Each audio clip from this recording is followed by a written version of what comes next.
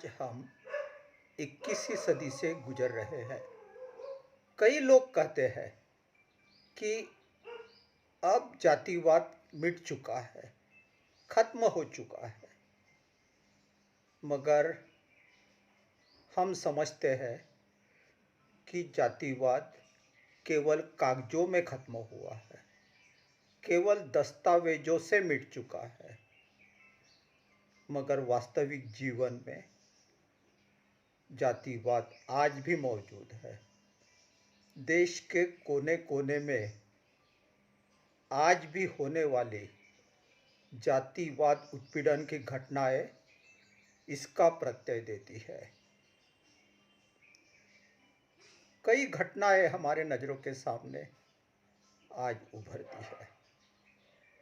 केवल एक दलित लड़का घोड़े पर बैठा इसलिए सवर्णों द्वारा उस पर हमला किया जाता है, क्योंकि वे इसे अपना अपमान समझते हैं। दलितों की बारात सवर्णों की बस्ती से निकालने पर उसे रोका जाता है। बारातियों को मारपीट की जाती है, क्योंकि उनके लिहाज से यह उनका अपमान है, तौहीन है। शिरडी का एक युवक अपने मोबाइल पर डॉक्टर बाबा साहब अम्बेडकर के गीतों की रिंगटोन बजाता है, तो क्रोधित युवक उस पर हमला कर उसकी हत्या कर देते हैं। खैरलांजी में 4 भाई बहनों को दिन दहाड़े नग्न कर पूरे गांव में मारपीट करते हुए उनकी विडंबना की जाती है, उनको घुमाया जाता है और बाद में चारों की निर्मम हत्या कर नाले के किनारे उनके शव फेंक दिए जाते हैं। हाथरस की 17 वर्षीय एक दलित लड़की पर बलात्कार कर उसकी हत्या कर दी जाती है और अपराधियों को दंडित करने के बजाय शासन और प्रशासन के बाशिंदे आधी रात को उसके मृतदेह को गांव के बाहर जाकर लावारिस की तरह जला देते हैं और पूरे मामले को रफा दफा कर अपराधी रसूखदार सवर्णों को बचाने की नापाक कोशिश करते हैं। गुजरात के सूरत में 4 दलित युवकों को रस्सी से बांधकर जानवर की तरह पूरे गांव के सामने पीटा जाता है, क्योंकि उन्होंने मजदूरी बढ़ाकर मांगने का एक घोर अपराध किया है। इन घटनाओं को देखकर कोई नहीं कह सकता कि आज जातिवाद की घटनाएं कम हुई है। जातिवाद भले ही कानून के हिसाब से एक गुनाह माना गया हो, मगर आज भी कई लोगों के दिलों में जातिवाद की भावना जिंदा शैतान की तरह पनप रही है, जागरूक है। यह बताने का मकसद यह है कि आज हम एक ऐसी कहानी बता रहे थे जो जातिवाद का मूर्तिमंत उदाहरण है, और वह इसलिए बता रहे हैं क्योंकि यह घटना हाल ही में घटित है। हाल ही में 24 जुलाई 2021 को एक होनहार दलित युवक, सुशिक्षित दलित युवक अनीश चौधरी की इसलिए हत्या कर दी गई क्योंकि वह एक सवर्ण उच्च कुलीन ब्राह्मण लड़की से प्यार करता था और अपने प्यार को अंजाम देने के लिए उसने उस लड़की से शादी करने का जघन्य अपराध किया था। यह कहानी है अनीश की। अनीश उत्तर प्रदेश के गोरखपुर जिले के अंतर्गत गोला थाना क्षेत्र के कुलिन दुबो गांव का रहवासी था। उसका परिवार संपन्न था। उसके बड़े भाई अनिल चौधरी 10 सालों तक ग्राम प्रधान रह चुके थे और आज भी अनिल चौधरी की पत्नी कुलिन दुबो गांव की सरपंच है। संपन्न परिवार है क्योंकि 3-4 साल तक अनिल चौधरी दुबई में जाकर भरपूर पैसा कमा कर लाए थे और आज एक संपन्न किसान की तरह खेती बाड़ी कर रहे हैं। अनीश गोरखपुर के पंडित दीनदयाल उपाध्याय विश्वविद्यालय में पोस्ट ग्रेजुएशन का कोर्स कर रहा था। उसके साथ एक लड़की भी सहपाठी थी जिसका नाम दीप्ति मिश्र था। दीप्ति गोरखपुर के ही गगनहाट क्षेत्र के कुलीन धर्मपुरी गांव की रहवासी थी। उसके पिता भी व्यावसायिक थे। उसके पिता का नाम नलिन मिश्र था। दीप्ति के भाई अभिनव उत्तर प्रदेश पुलिस में भर्ती थे और उनकी तैनाती फिलहाल श्रावस्ती में है। दीप्ति के 4 भाई बहन थे। उनमें से 2 बहन और भाई की शादी हो चुकी थी। अकेली दीप्ति शादीशुदा नहीं थी। वह भी गोरखपुर के पंडित दीनदयाल उपाध्याय विश्वविद्यालय में पोस्ट ग्रेजुएशन का कोर्स कर रही थी। दोनों सहपाठी होने के कारण दोनों की अनीश और दीप्ति की पहचान थी। दोनों साथ में बातचीत करते थे और दोनों भी एक पड़ोसी गांव के होने के कारण खुल मिलकर रहते थे। बाद में कैंपस सिलेक्शन आ गया जहां पे दोनों ने भी आवेदन किया और कैंपस सिलेक्शन में अनीश और दीप्ति दोनों का भी सिलेक्शन ग्राम पंचायत ऑफिसर के तौर पर किया गया। अब उन्हें दोनों को भी सरकारी नौकरी लग गई। बड़े खुश थे। कैंपस सिलेक्शन प्रशिक्षण भी साथ में हुआ। कैंपस सिलेक्शन के दौरान उन दोनों का अक्सर एक दूसरे से मिलना होता था, साथ में पढ़ते थे और फिर देखते देखते यह पहचान दोस्ती में बदल गई और चंद दिनों में ही यह दोस्ती प्यार में तब्दील हो गई।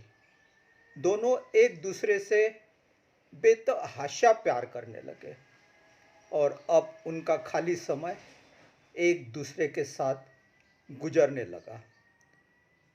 प्रशिक्षण के बाद वे गोरखपुर के थिएटर, टॉकीज, होटल, पार्क आदि जगहों पर घूमने जाया करते थे।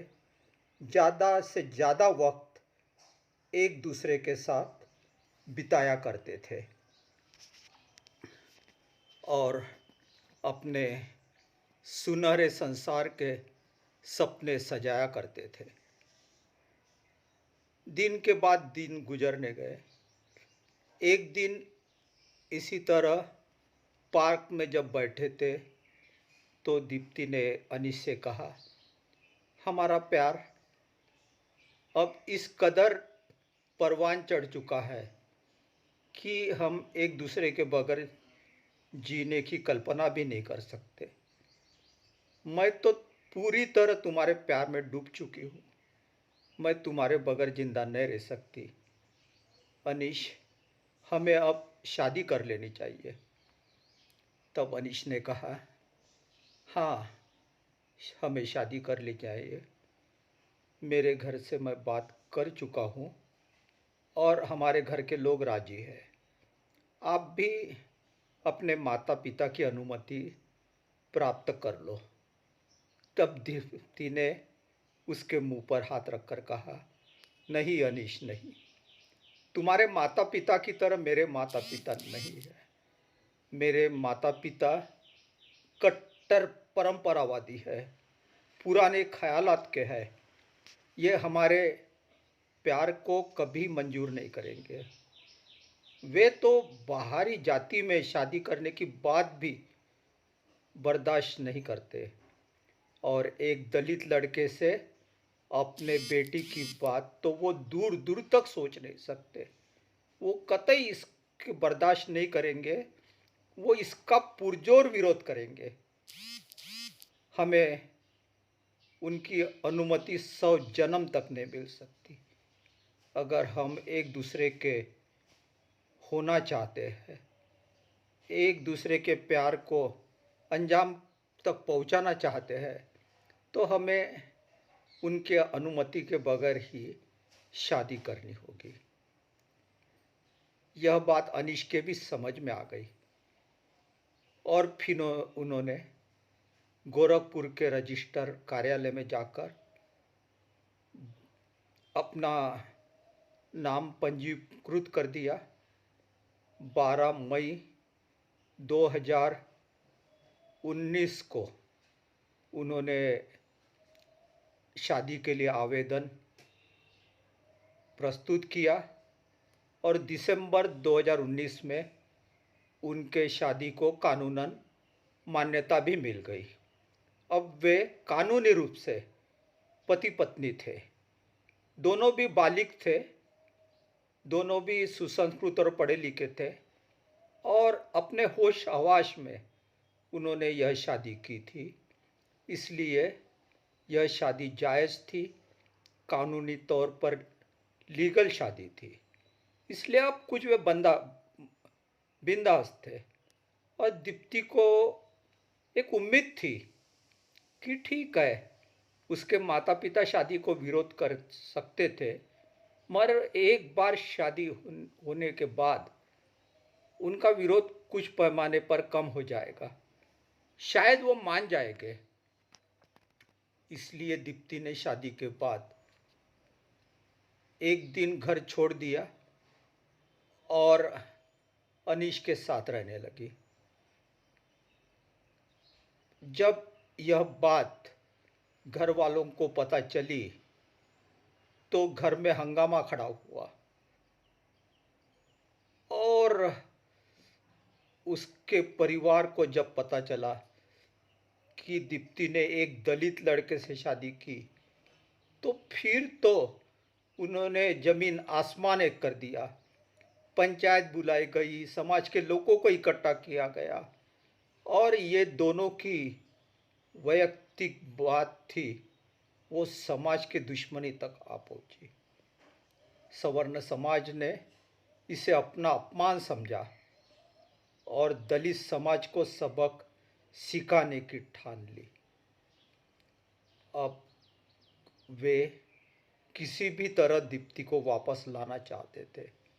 वे कतई उसे एक दलित युवक की पत्नी के रूप में वहाँ रखना नहीं चाहते थे। इसलिए जब दीप्ति अपने नौकरी पर गई तो उसके परिवार वालों ने जबरन उसे अपने कार में बिठाकर अपने घर लाया। उसे बहुत मारपीट की गई, उसे इमोशनल ब्लैकमेल किया गया। फिर भी वो दबाव में नहीं आई और नहीं मान रही थी। उसने कहा कि मैंने अनीश से शादी की है और मुझे उसकी पत्नी के रूप में ही रहना है। तब फिर समाज के लोगों ने और उसके परिवार के उसके पिता ने उसे कहा, दीप्ति, अनीश को पाने का ख्याल छोड़ दो। अगर तुम इस तरह नहीं मानी तो हम अनीश की हत्या कर देंगे, उसे इस दुनिया से विदा कर देंगे। ना रहेगा बांस, ना बजेगी बांसुरी, हम जड़ को ही खत्म कर देंगे। यह बात सुनकर दीप्ति कांप गई। वह किसी भी सूरत में अनीश को खोना नहीं चाहती थी। वो अनीश के लिए तो सब कुछ उसने कुर्बान कर दिया था। अगर वही अनीश नहीं होगा तो वो क्या करेगी। यह शस्त्र काम में आ गया। हाथ जोड़कर दीप्ति ने कहा, नहीं, मेरे अनीश को कुछ नहीं होना चाहिए। उसे मत मारो, उसे छोड़ दो। आप जो कहोगे मैं वो बात मानूंगी। तब उसके पिता ने कहा, हम उसकी शिकायत करने जा रहे हैं।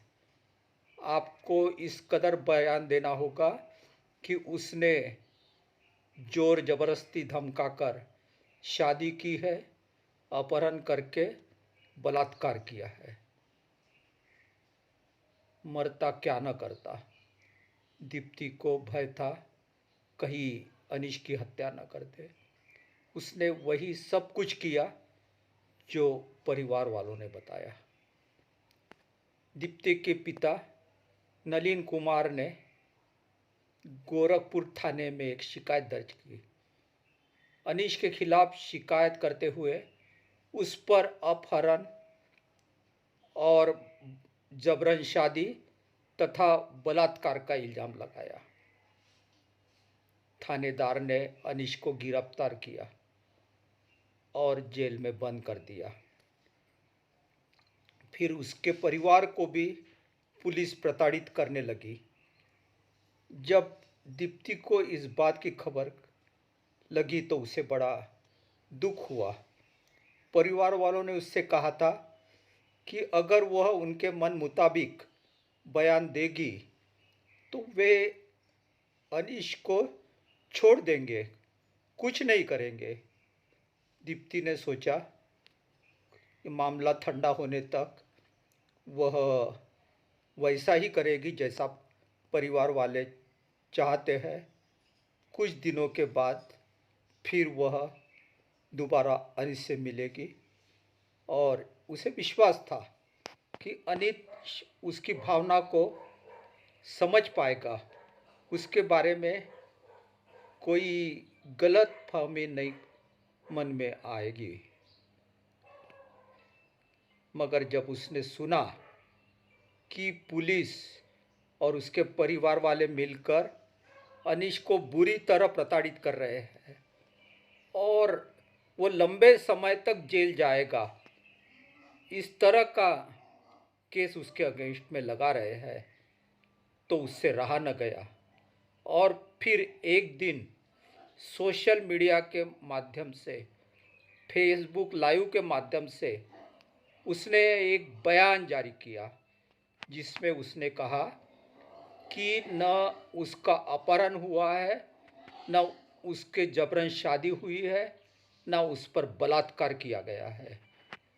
ये बयान उसने अपने परिवार के भय से, उनके दबाव में दिया है, क्योंकि उन्होंने अनीश की हत्या करने की धमकी दी थी और किसी भी सूरत में वह अनीश को बचाना चाहती थी। उसने अपनी मनमर्जी से अनीश से शादी की है और आज भी उसकी पत्नी के रूप में रहना चाहती है। वह अनीश के सिवा नहीं रह सकती।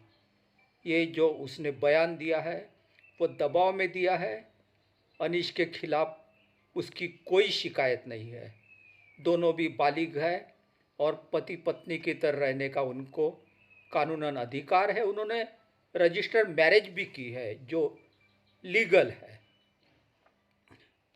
इस बात के बाद चारों तरफ हड़कंप मच गया। दीप्ति घर वालों से झगड़ा कर निकल गई और अनीश के साथ रहने लगी। पुलिस ने अनीश को भी रिहा कर दिया था। अब दोनों पति पत्नी की तरह रहने लगे। दीप्ति चली तो गई, मगर सवर्ण लोगों की पंचायत ने खुन्नस खाई थी। उन्हें ये उनका अपमान लगा था और उनकी बेटी ने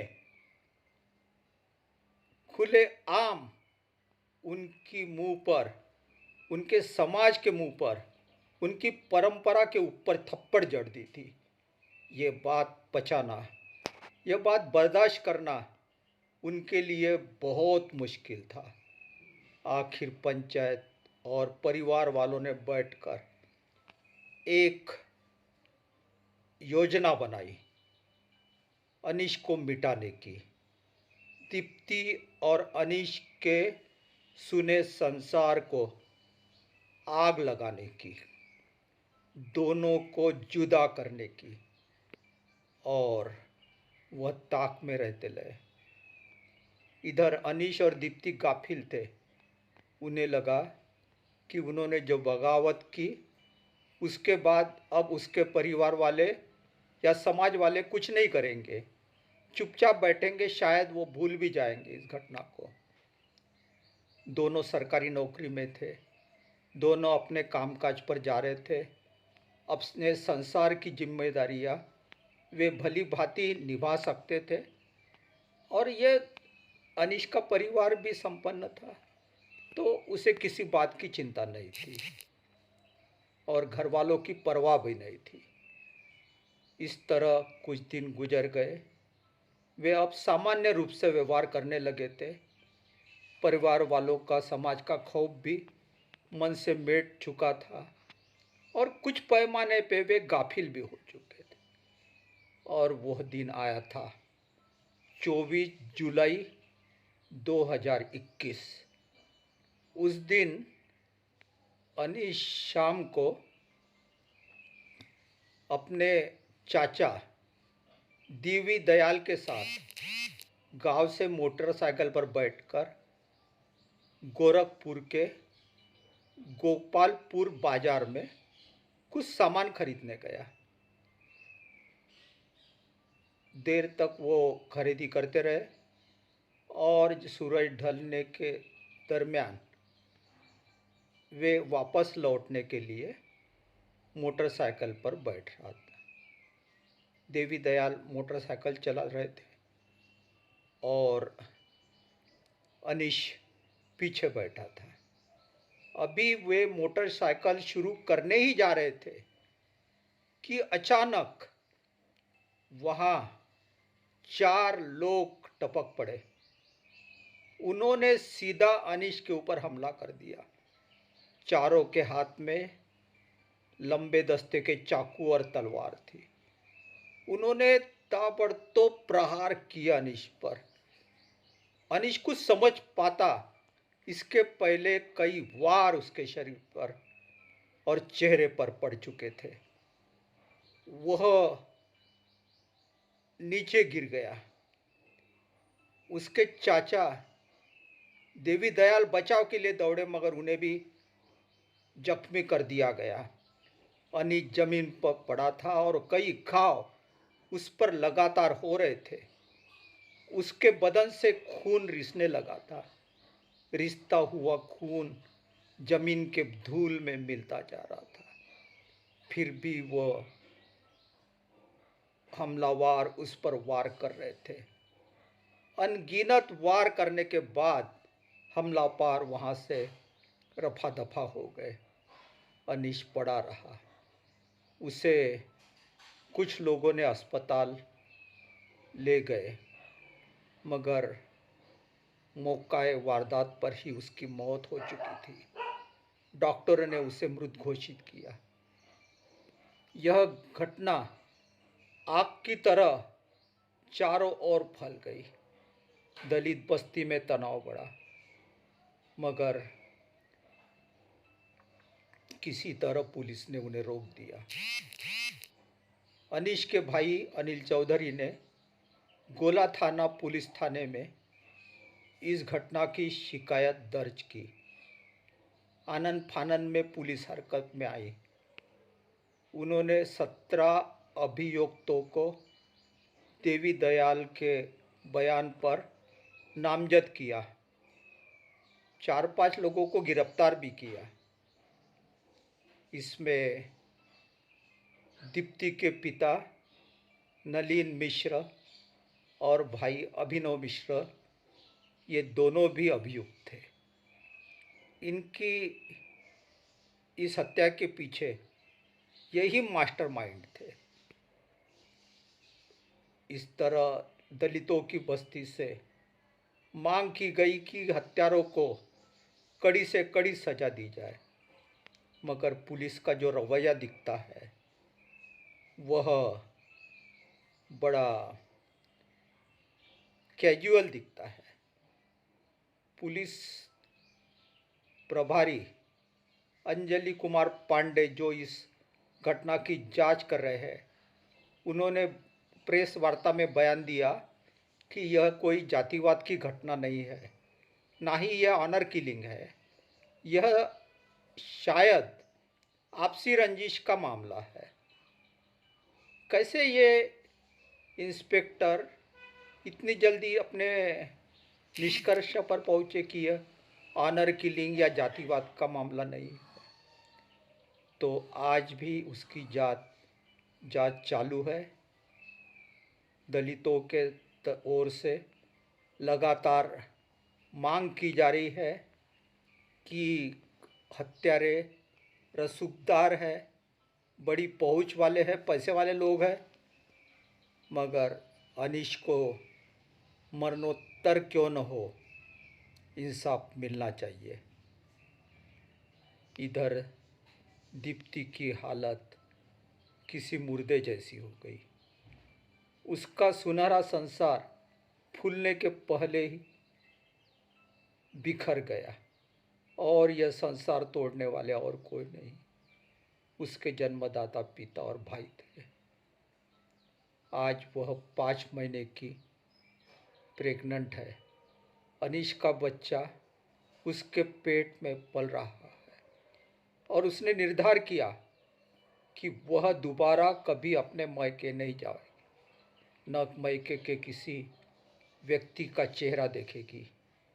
वह अनीश के परिवार के साथ रहेगी, अपना दायित्व निभाएगी और बेटे को जन्म देगी और उसके सहारे अपना उर्वरित जीवन बिताएगी।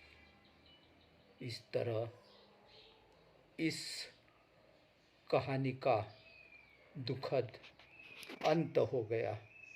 आज भी यह केस जारी है, तफ्तीश जारी है, मगर अनीश को कौन से पैमाने पे इंसाफ मिलेगा, यह बात आज भी स्पष्ट नहीं है। आज भी वहम के गहरे अंधेरे में खोई हुई है।